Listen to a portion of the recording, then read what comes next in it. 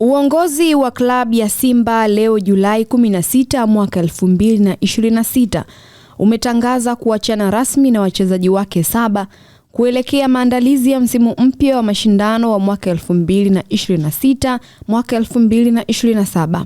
Kupitia ukurasa wake wa Instagram, Simba imeandika neno asanteni, likiambatana na picha na majina ya wachezaji hao, huku ikieleza kuwa taarifa kamili kuhusu hatua hiyo itapatikana kupitia mitandao rasmi ya klabu hiyo.